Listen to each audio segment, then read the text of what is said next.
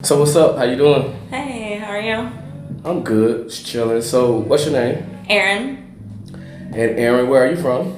Lafayette, Indiana. Lafayette, Indiana. All right, Erin, we're gonna do an interview today, and we're gonna talk about you All and right. some of the things that goes on in your life in Lafayette, Indiana. So how long you been in Lafayette, Indiana? My whole entire life, except for 6 years. And in those 6 years, where were you at? For 3 years, me and my first husband and kids, we lived in Oklahoma, and the other three, we lived in Hawaii. He was in the Army. Okay. And so after that, you came back to Lafayette, and you've been here ever since. Yep. All right. So, what high school you go to? I went to Lafayette, Jeff. Went to Lafayette Jeff. And what is their mascot? The Broncos. The Jefferson Broncos. Yeah. All right. So, after you got done with high school, did you go to college? No, I instantly got married and started having babies. All right. You got married and started having babies, and you said your first husband. Yes. How long were y'all together? Like 9 years. Okay, 9 years. And y'all had how many children? With three. 3 children. And your second husband? We were together, I mean, technically, because we're still married on paper, it's about 10 years now. All right. And how did the first marriage end? I wasn't in love with him anymore, so I got a divorce. I filed for divorce. Okay. And after that marriage ended, did you take the children? Did he take the children? We split them pretty much 50-50. All right, 50-50. So the children are still a part of their dad's life. Oh, yeah, big time. All right, cool. And what about the second husband? Same thing, we're half and half, but I left him because it was domestic violence related. Wait, what? It was what? He abused me. Oh, you said it was domestic violence related. Yes. Okay. He abused you and you got out of that situation. Yes. But he's still co-parent with you. Oh, yeah, he's a great dad. All Just right. not a good husband. All right. And so after that, did you move away or you just stayed in? What happened? He's kept the house. I lived a couple different places since then. All right. So basically now you just on your own. Yeah, definitely. All right. Cool. And so what type of things do you do in Lafayette, Indiana? There's not a whole lot to do besides go downtown, dinner, movies, go to the bars, that sort of thing. All right. So you go to the bars and you socialize a little bit here and there. Yeah, I haven't been to the bars in a while, but yeah. All right. What type of work do you do? I'm currently unemployed, but I do a lot of customer service, sales type stuff. Okay. Cool. And are you looking for a job? Yes, very, very much so. All right, cool. And now that you unemployed, so what, you just stay at home? Yeah, I'm just staying at home right now, trying to find a work from home job. Okay, cool. And now, your time in going to the bars and all that, have you ever ran into any trouble? No, I've been asked to, quiet it down, not run my mouth a little bit, but I've never been kicked out or anything. No police have been called on me or anything like that. All right. So now, this is Lafayette, Indiana, and I've done a few interviews where people have mentioned to me that the drug situation here is pretty bad. Can you talk about that? Yeah, it's pretty bad. All kinds of different substances. Okay. And have you ever been involved in any of those substances? I have. It wasn't for a very long period of time. It was only like a month and a half, 2 months. But I was using heroin. I was snorting it. So do you consider yourself an addict? I do not. Why? Because the day I was, I don't know, caught with it, I guess you could say, I stopped immediately. I was done that day. Okay. And when you say you got caught with it, was it by the police? Yeah. I mean, yeah. Were you arrested? Not in the moment, no. That was in 2021, September of 2021, and in just this last December of 2022, I had charges out and a warrant put out for my arrest. And once I found out I had the warrant, I went straight to the courthouse and went into the courtroom for that day's hearings and turned myself in. And then I was put in handcuffs and incarcerated after that. Okay, and what was the warrant for? It was for maintaining a common nuisance with a controlled substance and possession of narcotics and possession of marijuana paraphernalia. And what does those charges mean? Well, let me ask that different. Why were those charges brought against you? I was snorting heroin with a friend. I went to sleep and I woke up with him having overdosed because he did not go to sleep at the same time that I did. He was up for a while doing more. Okay, so you were with someone in his home or your home? In my own home. All right, and how did you know this guy? A mutual friend of ours had passed a few weeks before that of an overdose as well elsewhere, and not with me or in my home. And we met at his funeral, and we started hanging out a little. We hung out a few times after that. All right, so this guy, you met him at a funeral. Yes. And you and him start hanging out, and at some point y'all ended up in the same home together. Yeah. And you both were using. Yeah, I had him over a couple times, and we were both snorting heroin together. All right, and you said that you went to sleep, Yes. and he was still up, and when you woke up, he was dead. Yes. Explain that to me. We were using together. I went to bed. He stayed up. He apparently kept doing more. And I woke up facing him, and he was sitting at my desk, and he was cold and blue. And I tried to wake him up as best I could, but I realized he was gone. I called 911 immediately, and the police came. All right, when you called 911 immediately, the police came, and then what? Police, fire, ambulance, everybody came. They asked me what we were doing. I was up front and told them, we were snorting heroin and that he had stayed up longer than I had, so he must have been doing more.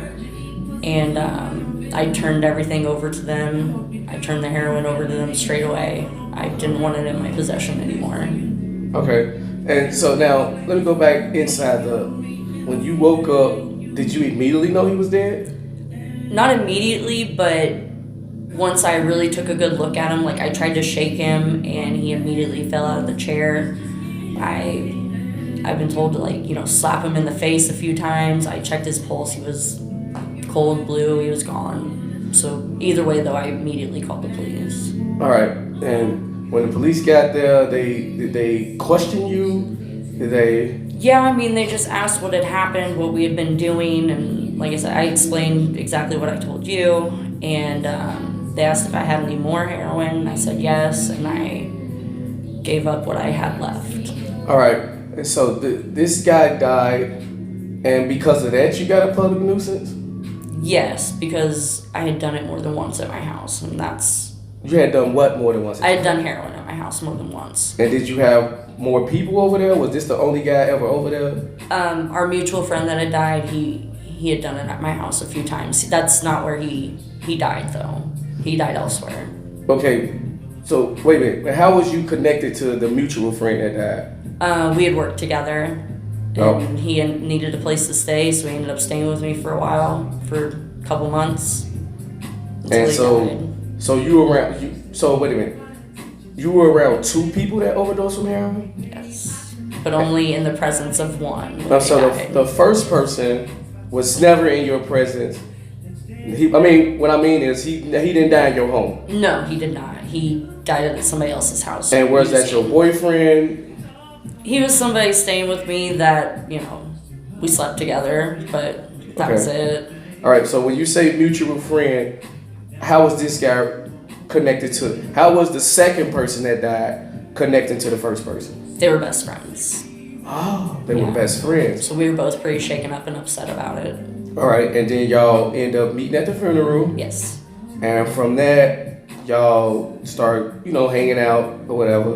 And then at some point, y'all both start using together. Yeah.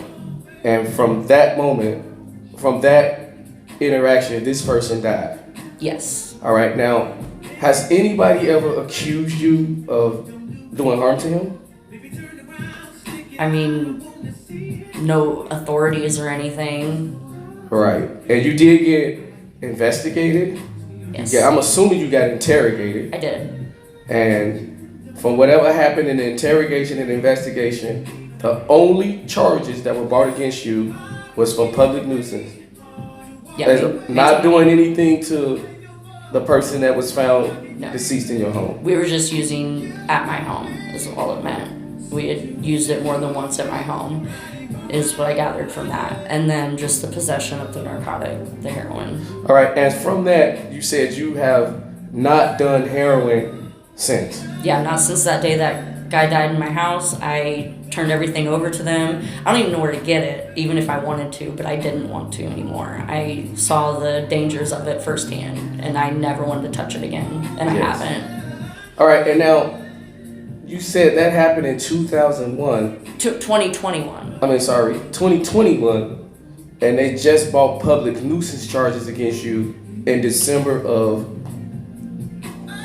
2022. 2022. That and the possession. that and the charges. possession.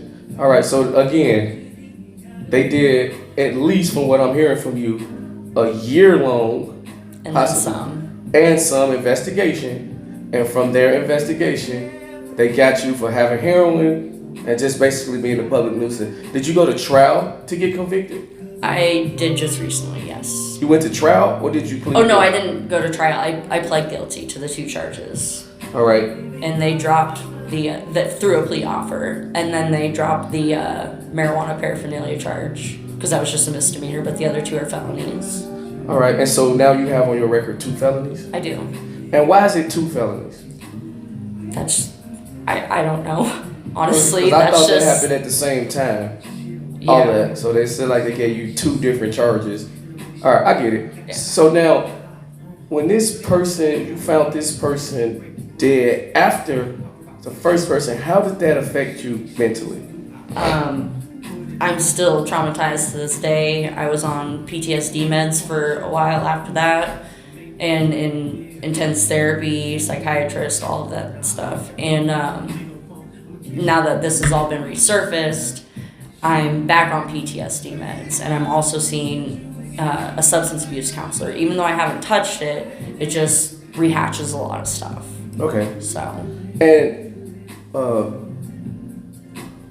And why do you think you got PTSD? because I was face to face with a dead person. Do you ever feel like it was your fault? I do not feel like it was my fault. And what I mean, I'm gonna get clarity to that. Not your fault as far as harming him, but as far as you both were doing it, and maybe you could have told him, hey man, you're doing too much, like that. I mean, I was asleep. I told him to go to bed himself. I ended up just passing out before I could get him to go to sleep. So he kept doing it. I had no control over that. And has this person, family, ever reached out to you for explanation on what happened? His sister had reached out at first to, ask what happened. I explained to her everything that happened, and I still had his backpack with a few things in it. And I told her I'd, meet her at my job and meet her in the parking lot and give her his stuff, and I did as soon as she could. Okay, and what would you say to a person who's watching this who said, well, if y'all was both doing the same exact drug, why is he dead and you not? Because I was able to stop and go to sleep, and I don't think he had the willpower. I think he was more of a full-blown addict than I was. Okay, understood. So now you gave the sister the stuff, and what happened after that? It was just kind of dead after that. I never heard anything else from his family. I haven't heard anything about anything until, December when charges were pressed. Did you attend his funeral? I did not. I was told I was not welcome. By the family? Yes, by his sister that day. And why do you think that happened? I think they not blame me, but do to a degree, and I understand that, because we were doing it together. Do you think that you were blamed because you were associated with 2 people who overdosed? Possibly. But again, that was an investigation, Yes. and from that investigation, no charges from authorities said that you did anything to harm either person. Correct. I had no involvement in their deaths. I just had possession of stuff and did it at my house a few times. So what if would you become friends or associates with someone who does heroin after that experience? Absolutely not. Why? I don't want to take the chance of being exposed to it again and seeing what would happen. Yeah. I'm not an addict, but when you've done something before and you like the way it felt, you're more susceptible to it. And How did it make you feel? It numbed things. It made things go away. And what things did you need it numb? Just the abuse from my ex-husband and things like that. All right, and now the person you found deceased when you woke up, did he ever express any of those feelings to you? I mean, we were both upset about our mutual friend dying. He was very, very close with him, so he was pretty upset by that. And from that, y'all both tried to numb y'all pain? Yeah. All right. And now, did you end up going to jail? Because you said that they put you in handcuffs right away. Did you just go through the process, or did you have to spend some time in prison? I was incarcerated for 15 days. Not in prison, but jail. The Tippecanoe County Tippecanoe County Jail in Lafayette, Indiana? Yes. All right, and you say you was there for 15 days? Yes. And why did they keep you there for 15 days? I had a $1,000 cash bond and my family just couldn't pay it. So that's just how long I had to spend there until my family could come up with. They had reduced my bond per request, and it took that long for my family to come up with $500. So, are you out on bond now? I was actually convicted and sentenced yesterday. I got 30 days incarceration, but since I served the 15 and I was good behavior, I didn't cause any problems or anything, they credited me another 15 days, so I don't have to spend any more time in jail. So what was the overall conviction? I pled guilty to the 2 charges. So it was the 30 days in jail, which I'm cleared of now, and I might have to go through court services for a drug and alcohol program, but since I go through my own, therapy, psychiatry, and substance abuse counselor, I may not have to do that. And I'm now on 335 days of probation because 30 of it was taken off for my incarceration. All right, and now how do you think that you will be able to move on from this situation? And I got a follow-up question as soon as you. After the probation is over, I may be able to have the felonies drop down to a misdemeanor, and just lots and lots of therapy and psychiatry and going through the substance abuse counselor, because it's also for my drinking as well. Okay, and my question is, just someone see this interview and they approach you and be like, yo, it was your fucking fault. How would you respond to that? I would say, the judge and prosecutor clearly did not see it that way, and that's why I'm only being charged with these things. Okay, but now I'm gonna challenge you a little bit more. Legally, it wasn't your fault, but what about morally? I don't believe so, because like I said, I did ask for him to stop and to go to bed, and he did what he was going to do on his own volition. I didn't tell him to do it. I tried to hide it from him, in fact, and he went and found it, and he kept doing it. He did it to himself. I did not do it to him or do it with him after that point. And you didn't go buy it and give it to him, right? I did not. All right. So, again, morally, okay, let me ask you like this. Do you feel that you have a moral responsibility to continually explain what happened to him to other people? I do not, just because I served my time, I'm doing probation, I've already been charged with these things and sentenced. So it's done is done. What if it come up when you try to get employment, then what? I mean, how would you explain it? I would just explain that I was in possession of it, and the common nuisance, I was doing it at my house. But you was in possession of what was there. You didn't go.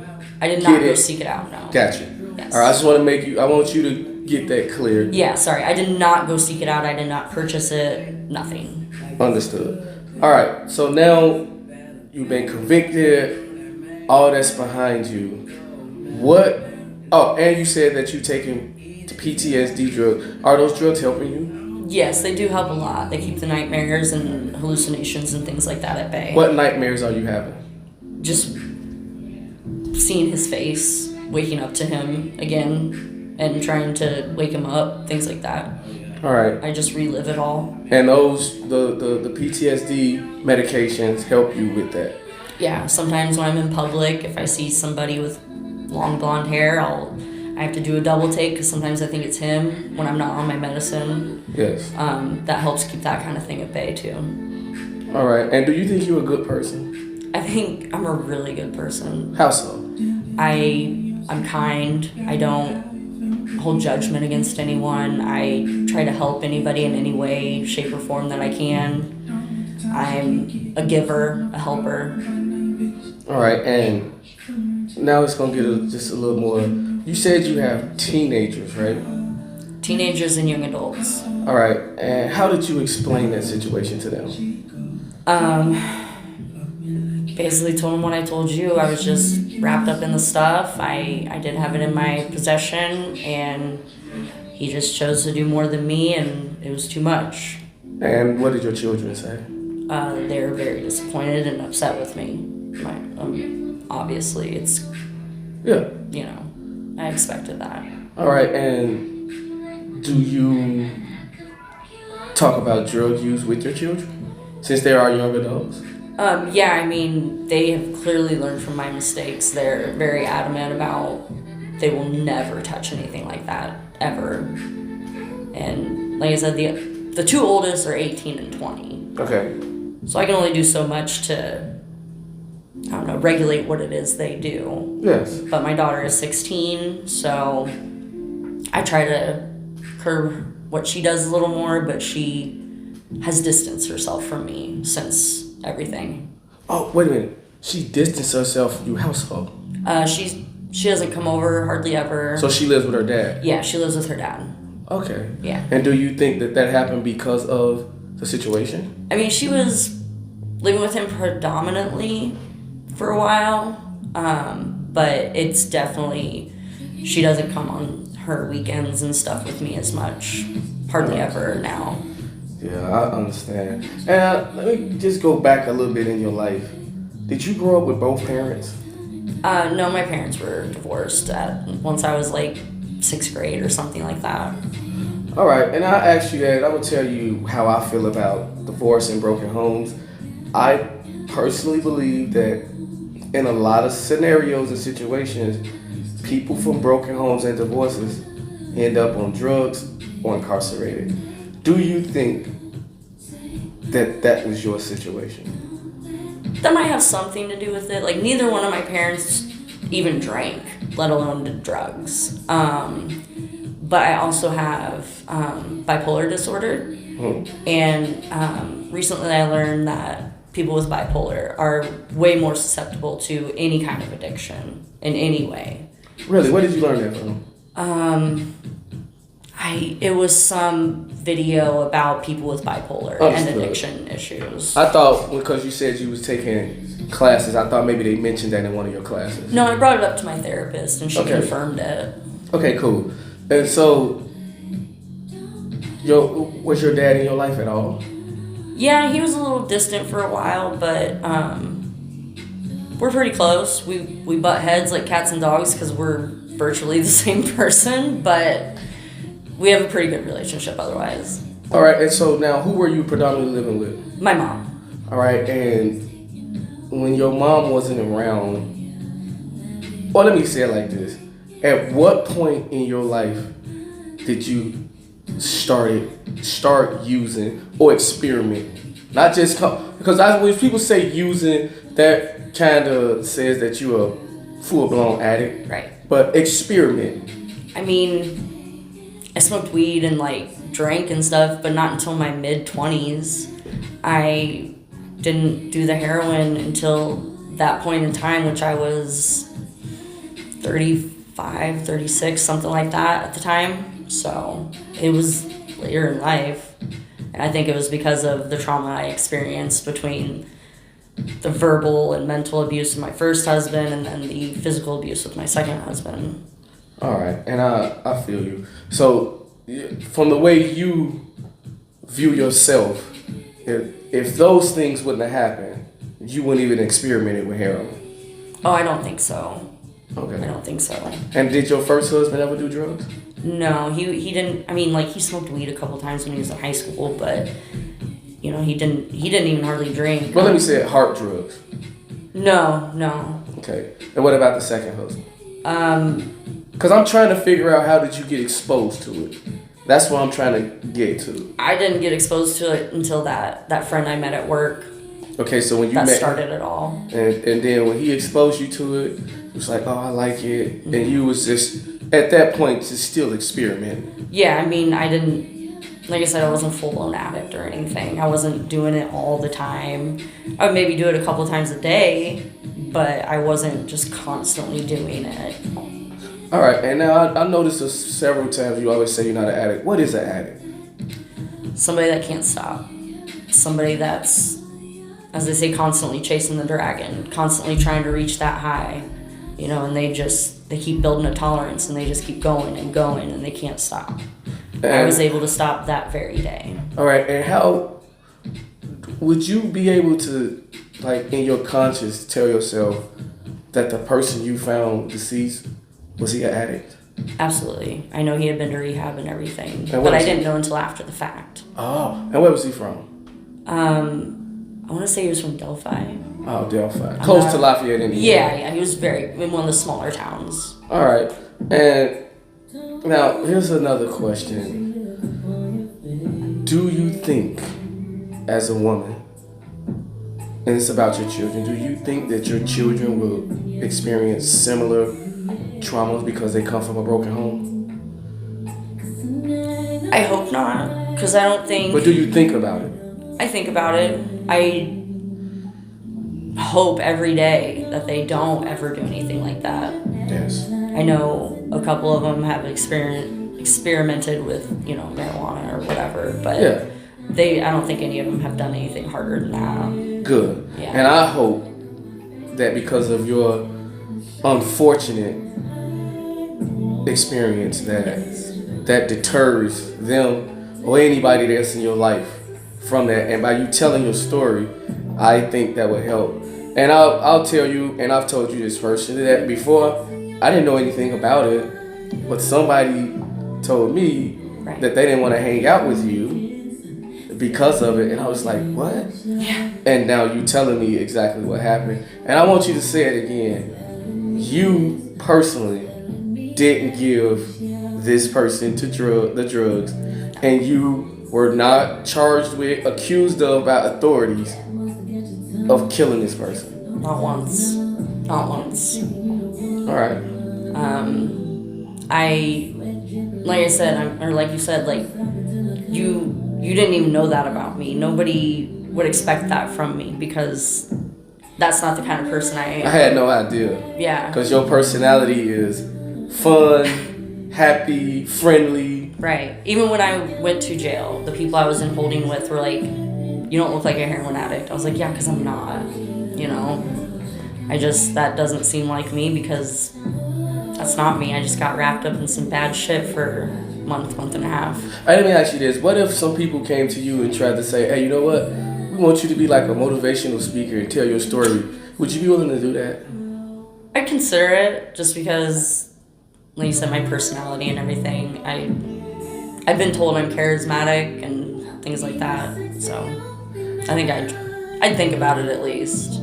All right, so now that you've told your story and people stop, you know, maybe they'll stop whispering and spreading rumors, how does that make you feel?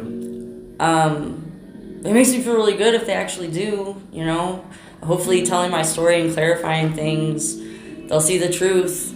I don't think a lot of people saw this coming, any of these charges coming for me, because I didn't tell a whole lot of people, just people I was very, very close with, and nobody realizes that's something that I would have experienced. Well, whether you told people or not, you know you were the talk of the town, right? Oh, yeah. I was talk of a few places for sure. And you know what they were saying. Oh yeah, I do. All right.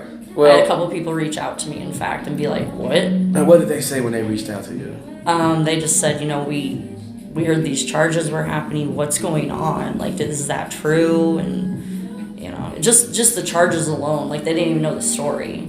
So, I clarified things for them, and they were like, oh, and I set things straight with those people. All right. One last question on this topic, and then we can move on.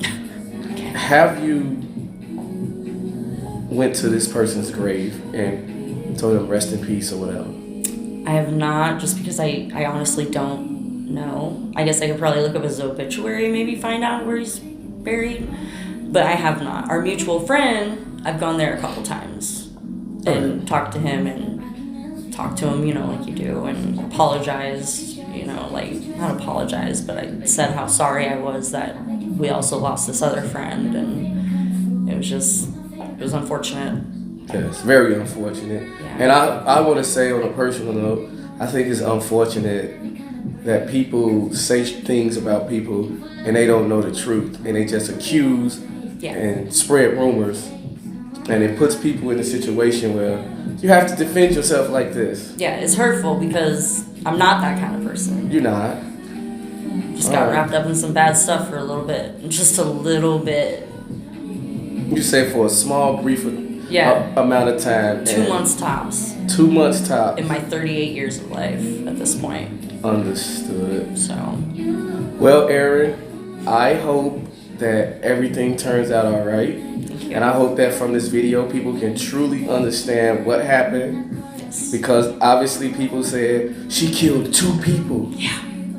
And not at all the truth. You're making it clear that even the first person that died, you was nowhere around and it wasn't in your house at all. Oh, not at all. Not even close. Exactly. All right, well, I wish you the best. And thank you. Thank you for the interview. Absolutely.